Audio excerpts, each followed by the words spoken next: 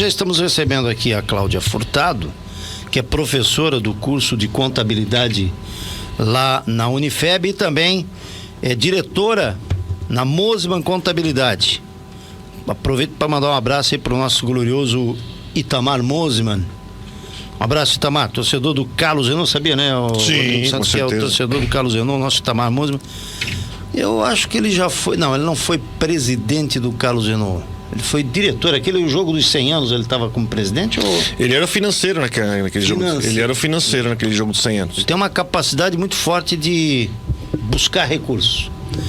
Mas o assunto é imposto de renda.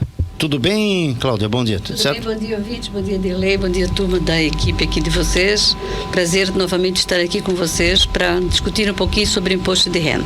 Perfeito. Quais são os prazos? Vamos começar com os prazos agora. O prazo iniciou no dia 1º de março e termina no dia 30 de abril, às 23 horas, 59 minutos e 59 segundos. Ou seja, não entregou, fica sujeito a multa mínima de R$ 165,74 e o máximo é 20% do valor do imposto a recolher.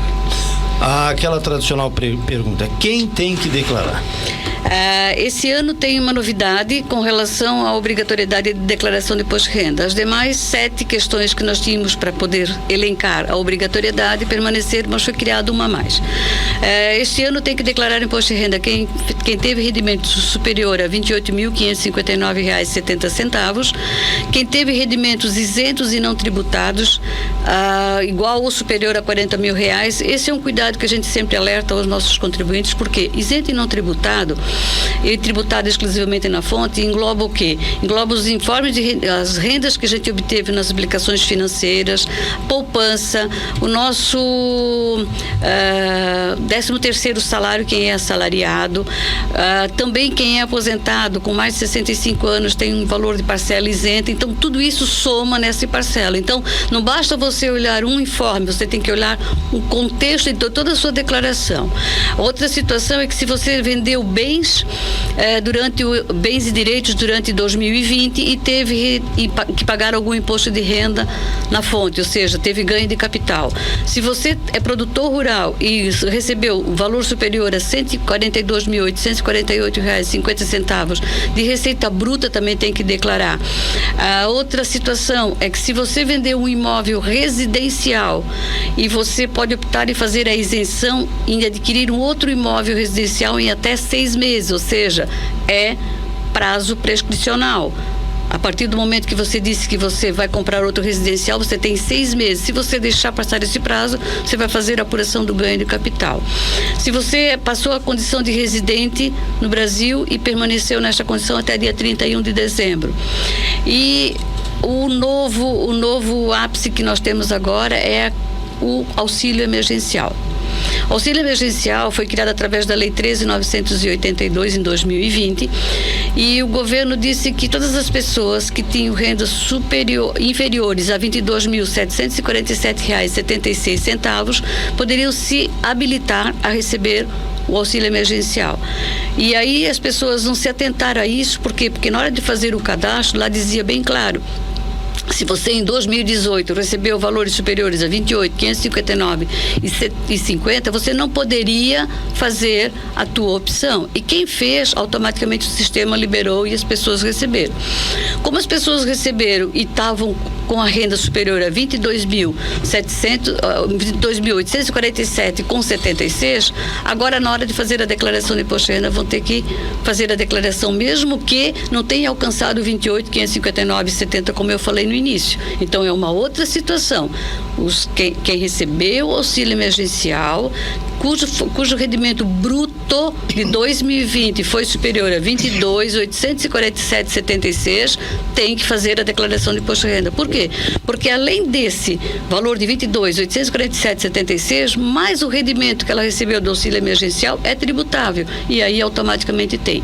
Outra situação, importantíssimo verificar: quem fez a declaração e não fez corretamente as informações que tinha, que era a renda familiar não poderia ser superior a 3.175, o número de dependentes, tudo isto, quem estava na Bolsa Família, tudo isto tem que tomar cuidado. Por quê? Porque as pessoas que tiveram renda superior a 22.847,76 vão devolver integralmente o auxílio emergencial. Quando você vai fazer a declaração de imposto de renda, já sai no recibo o valor que você tem que fazer na emissão do DARF, do auxílio emergencial. Então vai ter um monte de gente que estava declarando no isento e que vai começar a declarar esse ano.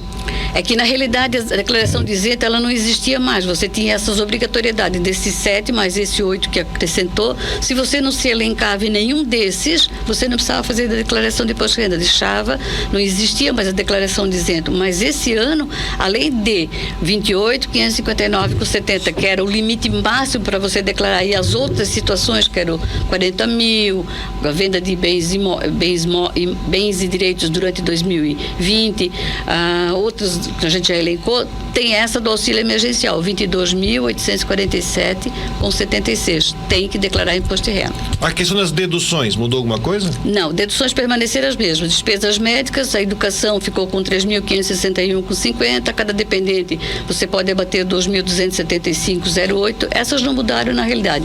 A única mudança que teve nesta era que quem era empregador doméstico ainda poderia abater um valor correspondente à contribuição previdenciária que pagava do doméstico. Agora, já esse ano caiu, não tem mais isso. Aposentado, que já tem na fonte o desconto do imposto de renda. Quando ele recebe, quando é depositado a aposentadoria, já vem o desconto na fonte, né? Mesmo assim, ele vai pagar sobre esse valor, se ele continua empregado, trabalhando? Com certeza. Se você tem duas fontes de renda, você tem que somar todas as suas duas fontes de renda, ou seja... Mesmo já sendo deduzido o imposto de renda na fonte? Mesmo sendo deduzido. Por quê? Porque na realidade assim, o que acontece? Todos os informes de rendimento, ou seja, todas as receitas tributáveis, embora seja 1, 2, 3, aposentado ou não aposentado, você tem que declarar. Tanto que se eu sou aposentado e tenho benefício previdenciário, esse benefício também entra na aposentadoria.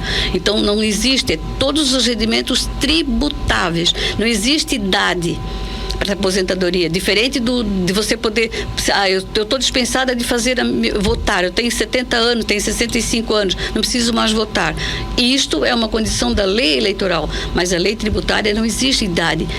Existe a dispensa quando você não está nesses 8 elencados que a gente falou no início, que está dispensado de declarar. Se você está dispensado, dentro daquelas condições, não encaixa em nenhuma delas, você pode não declarar o imposto de renda. Caso contrário, você tem que declarar o imposto de renda. E outra situação, Dirley, é que, tipo assim, se você tem uma única fonte e teve imposto de renda retido na fonte, teu rendimento não atingiu 28.550,70, você não precisava declarar. Mas se você quiser buscar esse dinheiro que você teve retido na fonte, você tem que declarar, porque a Receita não lhe devolve se você não fizer a declaração de ajuste, porque esta declaração é uma declaração de ajuste anual do imposto de renda. É para você juntar tudo que você teve de rendimentos durante o ano e fazer o teu ajuste da declaração. É o fechamento do balanço de uma pessoa física. Essa devolução é chamada dedução. É a restituição. A restituição. Quando quais são os casos que o cidadão é restituído? Quando tem saldo, vamos supor, você teve Dá um exemplo matemático aí, vamos lá. Vamos supor que eu tenha recebido durante o exercício de 2020 uma receita cuja o imposto de renda retido na fonte foi de R$1.000.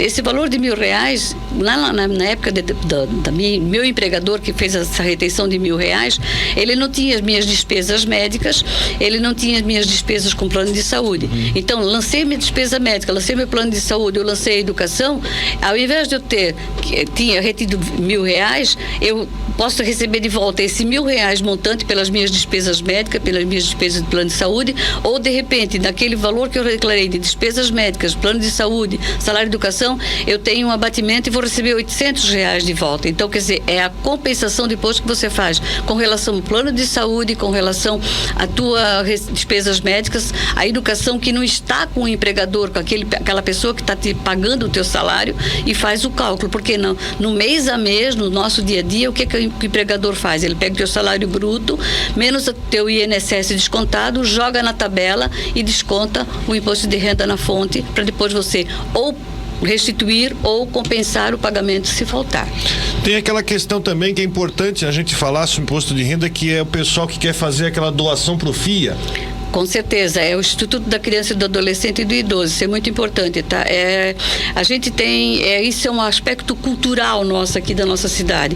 Muitas pessoas, eles não fazem isso porque não têm o hábito, etc e tal. E nós, profissionais da contabilidade, a gente procura incentivar o empregado, o nosso cliente a fazer essa doação. Por quê? Porque se você vai ter um imposto de renda de R$1.000, certo, a pagar, tem R$1.000 de imposto a pagar, eu posso até 6% desse valor destinar ao ECA, Instituto da Criança e do Adolescente e do Idoso, até 6%, eu posso dizer, vou dar 3% para o ECA, 3% para o Estatuto do Idoso, ou posso dar para o ECA, que é o Instituto da Criança e do Adolescente. Então isso é uma coisa cultural, muitas pessoas não faziam isso, porque antigamente no programa, a gente declarava isso no programa e tinha que fazer uma DARF extra programa do imposto de renda. Hoje o programa do imposto de renda te dá isso, a partir do momento que você declara que você tem a intenção de fazer essa doação, automaticamente o programa já gera um DARF que você faz. Então vamos supor, se eu vou dar 6% do meu R$1.000, eu pego 6% para o ECA com o DARF e o restante eu recolho para o imposto de renda. Eu não vou pagar a mais, eu simplesmente vou destinar o que o governo federal disse que eu posso até 6% desse valor que eu teria que pagar para a União, eu posso deixar no município ou no estado. Quer fazer alguma pergunta, Célio? Sobre situação de heranças, né, de família e atualização de valores imobiliários. Alguém que tem, por exemplo, que eu não sei como é que funciona essa atualização, se isso só na hora da compra e da venda, né, disso, ou tem que fazer isso anualmente? Não, na realidade a atualização dos bens não existe. A atualização dos bens que você tem não existe, a legislação não permite mais que você faça isso, tá? Mas a única atualização que você vai fazer é uma reforma, ou seja, eu tenho um apartamento, vou fazer uma reforma. O que eu posso fazer? Eu tenho esses documentos que eu pego na reforma, todas as despesas que eu pago, todas as compras que eu faço, eu compro e daí vou lançar como atualização. Tem que ter a nota fiscal? Sim, tem que permanecer com todos os documentos hábeis, que são as notas fiscais, por 5 anos, que a Receita Federal pode me solicitar isso a qualquer momento. Porque o que acontece? Esse é o único tipo de atualização que nós temos, porque perante a legislação não existe. Mas aí eu pago o imposto sobre... Se eu reformo a minha casa, se eu resolvo fazer uma reforma, pintar, mudar quarto, e eu tive uma despesa com pedreiro, pintor, material de construção.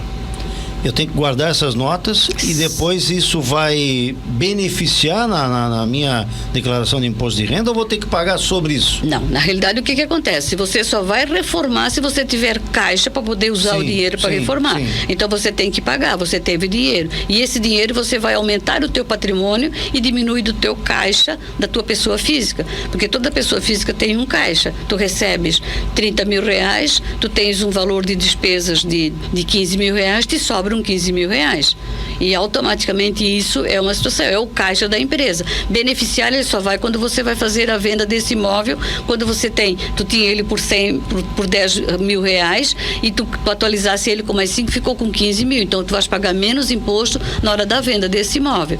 E com relação à herança que tu me falaste no início... Quando fala em herança é inventário também? Inventário, A Luci Filipiaki está perguntando sobre isso. Como é que fica? O inventário é o seguinte, tu faz um termo de inventário junto ao juiz ou talvez do cartório, hoje é feito através do juízo, que é feito através do inventário. Nesse inventário, tu vais fazer o pagamento do ITCMD, o Imposto de Transmissão, Causa Morte ou Doação, e tu vais receber isso isento e não tributado. Lá no quadro de isento e não tributado, tu vais receber uma herança. Então tu vai jogar nos teus bens o que tu recebesse de valor de herança e vai jogar lá dentro daquela parte de isento e não tributado do imposto de renda. Não paga imposto de renda, só paga o ITCMD. No ano passado, a entrega do imposto de renda ela teve uma prorrogação, né? Sim, ela foi prorrogada para 30 de junho, em virtude da pandemia. Este ano já existe estudos, já existem pedidos para fazer, mas a princípio a Receita Federal tem como data final dia 30 de abril de 2021. E aquela história, né? Quem entrega a declaração antes e tem direito à restituição recebe antes, né? Eu não saberia te dizer especificamente isso aí. É uma lógica, porque quem recebe o primeiro lote vai ser agora em maio, mas a gente não... Eles têm possibilitado, às vezes, de pessoas mais de idade e tal, para receber, mas é um critério que a gente não sabe te dizer como é que é a Receita Federal. A gente escuta falar, vê e tal, mas a gente não tem certeza do que a gente pode estar dizendo. Não, quem entregou hoje vai receber amanhã. Não dá para a gente afirmar isso. Se for analisar o quadro do ano passado em relação à pandemia e o quadro desse momento, ele está pior.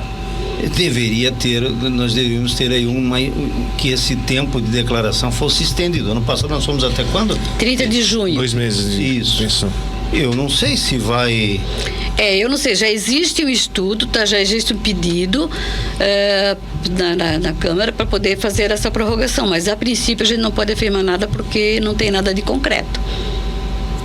Eu sinceramente acho que deveriam dar uma... É sempre uma correria, né? Já mudou essa característica do cidadão brasileiro de deixar para a última hora. Como é que é o comportamento da tua clientela aqui em Brusque? Hoje, na realidade, assim, o que acontece? Hoje nós temos tudo muito virtual. Antigamente nós não tínhamos isso virtual. Hoje nós temos muito virtual. A exemplo do que acontece com os bancos. Hoje tu tens que fazer praticamente tudo através da mídia, do site, do próprio banco. Então já está muito disponibilizado isso. A gente tem percebido hoje de que as pessoas já vêm mais organizadas, porque já se está fazendo um trabalho junto aos nossos clientes já há alguns anos. Então as pessoas já têm tido esse hábito de guardar a documentação, sabe que tem que trazer. Quando vai vender algum imóvel, ele já lembra da fala que a gente fez na época da declaração de imposto de renda. Olha, quando for vender algum imóvel, tem que consultar o contador, etc. A gente, quando vai comprar alguma coisa, ele já lembra do contador automático. Então ele já busca o seu documento, já deixa dentro de uma pastinha para trazer pra gente. Já mudou bastante, sabe, de lei. E aí, Rodrigo, você paga muito imposto de renda? Não. Quero saber o valor. Não. Perguntando você acha que o imposto de renda... Principalmente por causa dos filhos. Contigo. Por causa dos filhos. Dependente, né? Tem as dependentes e aí tá tudo tranquilo. Dá uma parcelada por cima, né? E o Célio de Souza, você paga muito imposto de renda, Célio? Ou você é mais calmo em relação ao leão? Sou mais calmo em relação ao leão. Ele tem um jeitinho de leão. Tem um jeito. Tem um jeitinho de leão. Ô Cláudio, então é isso, Cláudio. Eu imagino que vamos aguardar então essas... Você está sentindo aí no meio do teu povo da contabilidade? Alguém me falou assim, eu não sou contadora, eu sou contabilista, é isso? Contabilista. Acertei. Eu conheci uma pessoa, né? Que trabalha no ramo, que foi tua aluna ali na Unifeb, mora pelas bandas do Vale do Rio Tijucas, e que aliás tem muita gente do Vale do Rio Tijucas com certeza. Né? E se formou lá pelo ano 2011, 12 ali, e eu chamei de contador. Eu não sou contador, sou contabilista. Com certeza, é a profissão de contabilidade. Para fazer justiça, então, para você que não sabe a diferença de contador e contabilista, né? Algo mais, Cláudia, que você gostaria de esclarecer aí para os amigos da Rádio Cidade? Eu só gostaria de alertar todos os clientes, tipo assim, não deixem para a última hora, porque, tipo assim, se não ocorrer prorrogação, nós ficamos muito tumultuados, e é sempre que você antecipar as regras do jogo, que é um jogo, é uma declaração de ajuste, se você tem obrigatoriedade de declarar, você não pode postergar. Então, faça antecipadamente para poder ter tranquilidade de analisar a sua declaração. Ao vivo, eu quero já deixar agendado aqui, e testemunhas, colegas de mesa e os ouvintes da Rádio Cidade, internautas, sexta-feira de manhã, pode ser? Com certeza. Depois das 9? Com certeza, te aguardo no escritório. Vocês estão vendo, né? Vocês são testemunhas, né? Estarei lá. Com certeza absoluta. E eu agradeço essa oportunidade, inclusive em nome da Unifeb, em nome dos contabilistas de Brusque, e ficamos à disposição para maior esclarecimento. Nós também temos o NAC, que é o órgão lá dentro da instituição Unifeb, que faz o atendimento, e aí, se quiserem, realmente possam estar ligando para lá e falando com... Tem que agendar lá, Cláudia? De preferência, dar uma ligada para 3211-7000 e pedir para falar com o NAC, que eles passam para o Edilson, ele faz o agendamento. Perfeito. Obrigado a Cláudia Furtado. E lembrando de que o NAC ele não faz a declaração, ele só orienta. Sim. Tá? Obrigado, Cláudia. Muito obrigada também a vocês. Bom dia.